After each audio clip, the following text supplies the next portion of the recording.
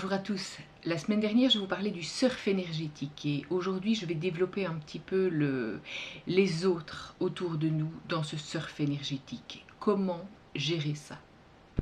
On est bien conscient que nous ne sommes pas les seuls à ressentir ces variations énergétiques autour de nous.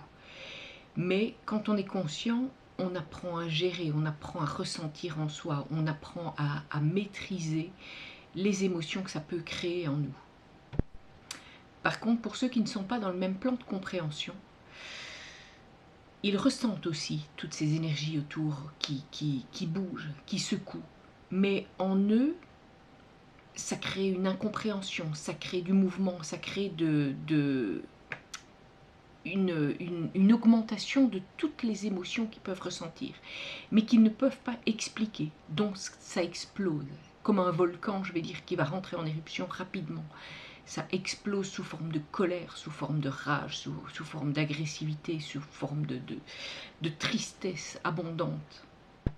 Et cela peut provoquer un moment très désagréable à vivre, parce que même ceux qui explosent comme ça ne savent parfois pas pourquoi ils explosent comme ça. Alors pour nous, il est important de se couper très rapidement de ces énergies qui sont autour de nous. C'est-à-dire, il y a plusieurs méthodes en fait, il y a plusieurs façons d'envisager les choses en fonction de la situation dans laquelle on est.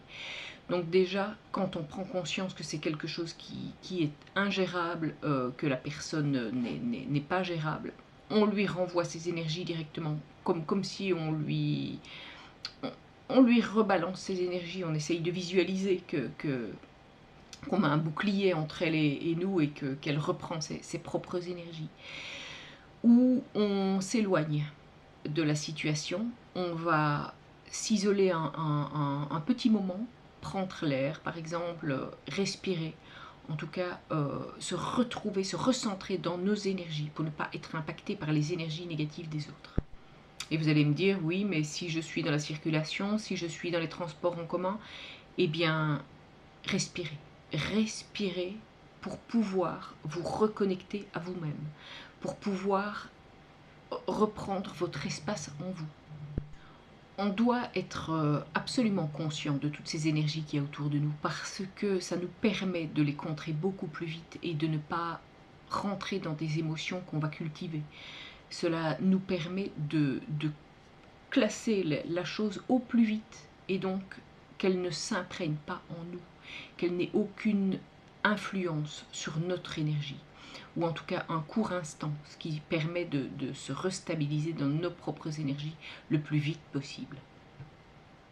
Ne cherchez pas à faire comprendre à l'autre ce qu'il se passe parce que la plupart du temps il ne le sait pas, donc ça va juste augmenter un sentiment désagréable pour lui, donc il vaut mieux s'en retirer et ne pas rendre la chose encore plus nourrissante, je vais dire, au niveau énergétique. Donc s'en retirer, c'est parfois déstabiliser ce que la personne est en train d'envoyer, et ça peut parfois, dans certains cas, stopper la situation.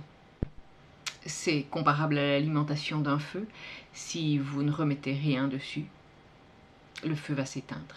Et là, ça peut éteindre un feu très très rapidement, un feu intérieur très très rapidement, et provoquer un questionnement chez l'autre. Dans certains cas, bien évidemment, ça ne sera pas le cas chez tout le monde, mais de toute façon, ce ne sont pas vos énergies. Laissez-les hors de vous pour justement garder vos bonnes fréquences. J'espère que cette petite vidéo va pouvoir vous aider à vous maintenir dans des énergies plus stables, je vais dire, plus confortables, au plus vite. Et donc, je vous dis à tout bientôt pour une prochaine vidéo et je vous remercie de m'avoir suivi jusqu'au bout. N'hésitez pas à liker, à commenter dans la bienveillance. Merci.